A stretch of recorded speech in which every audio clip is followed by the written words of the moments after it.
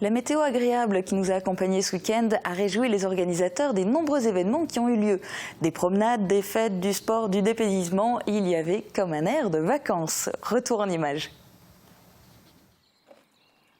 Du recueillement pour commencer avec les cérémonies de commémoration des combats de l'opération Tiger. Elles se déroulaient à Groenwiller, Rembrun-les-Putelanges, Olvin et à Sarralbe. Il y a 75 ans, le général allemand von Witzleben lançait une attaque frontale contre la ligne Maginot entre Bidin et Vitrin. Ces soldats trouvaient face à eux une forte opposition composée de troupes franco-polonaises.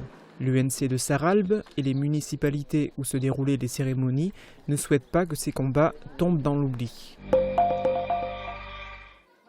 Lixin-les-Roulins a également été le théâtre d'un dépôt de gerbes ce week-end.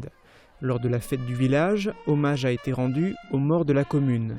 Des événements plus festifs se sont par ailleurs déroulés, comme ce défilé où l'on pouvait observer tour à tour des musiciens, des pompiers et des jeunes cyclistes.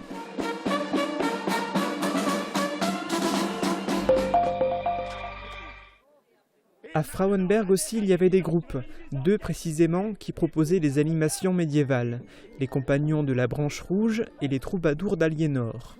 Avec l'ensemble des personnes présentes, ils festoyaient sur le site du château de Frauenberg. Cela fait 3 années de suite que des festivités ont lieu pour sensibiliser le public à l'importance de restaurer le patrimoine de la commune, et plus précisément cet édifice qui, par défaut d'entretien, se détériore. Et pourtant, il a appartenu au seigneur de Sierck, la famille qui fit construire le château de Malbrouck, dans un tout autre état aujourd'hui que celui de Frauenberg. Table ronde version internationale.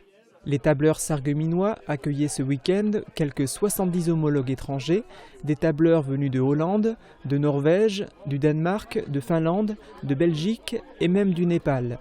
L'échange, le plaisir d'une rencontre qui se perpétue année après année. On était en Belgique l'année dernière, au Danemark il y a 2 ans, en Autriche il y a 3 ans et aujourd'hui c'est la joie de les recevoir en terre sarregueminoise. Un week-end festif qui a commencé vendredi après-midi par une marche gourmande autour de Hambach. Un autre club s'est mis en évidence ce week-end, en l'occurrence le Rotary, qui organisait une conférence. L'argent récolté grâce aux billets d'entrée était reversé à l'Institut de cancérologie de Lorraine. Elsa Godard, philosophe, psychanalyste et écrivain, présentait au public du Casino des Faïenceries ses réflexions sur le sentiment d'humanité. À son écoute, les pensées des auditeurs allaient délicatement d'un extrême à l'autre. Ainsi, différentes facettes de l'amour ont été évoquées, son aspect purement sexuel illustré par la référence à une figure de film pour adultes, jusqu'à l'amour platonique. Des sourires, il y en avait également pour célébrer, comme il se doit, les 50 ans de la FAEI.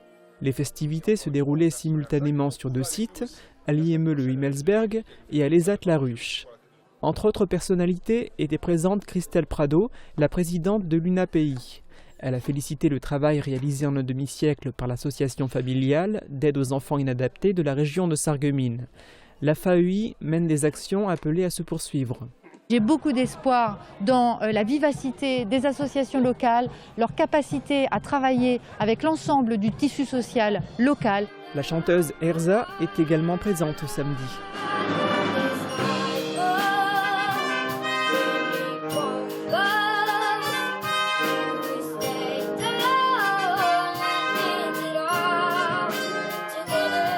À l'IME et à l'ESAT, des animations se succédaient toute la journée, comme la plantation de l'arbre du cinquantenaire.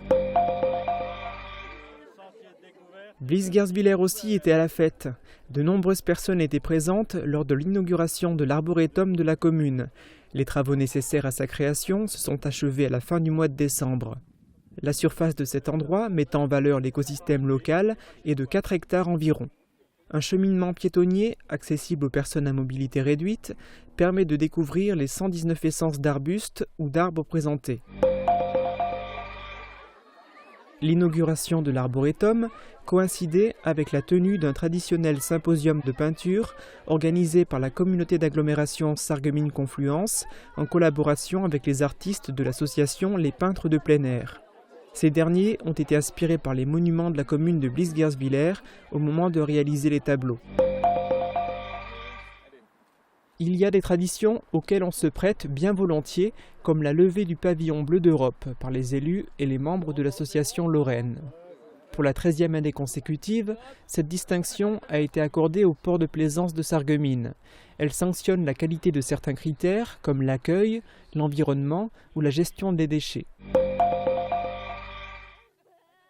C'est tout auréolé de son nouvel étendard que le port de plaisance participait à la fête du nautisme.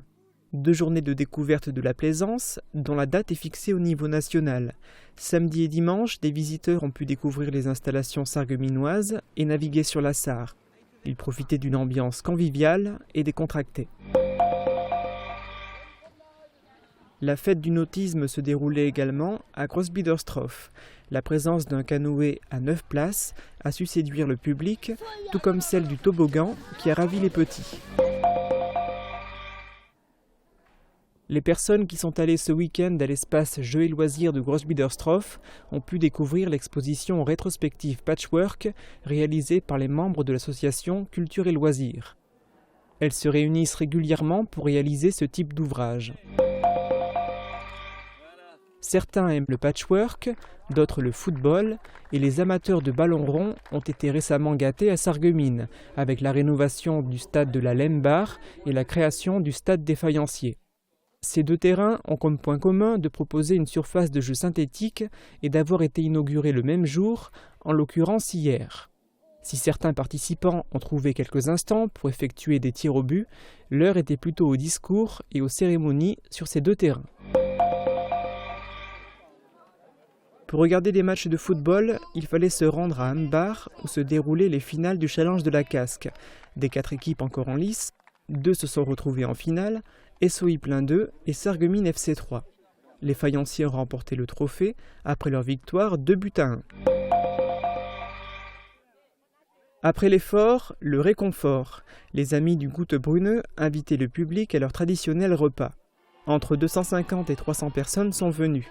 Elles pouvaient manger différents mets et constater les travaux réalisés par les membres de l'association qui passent une partie de leur temps libre à entretenir le site de l'ancien lavoir.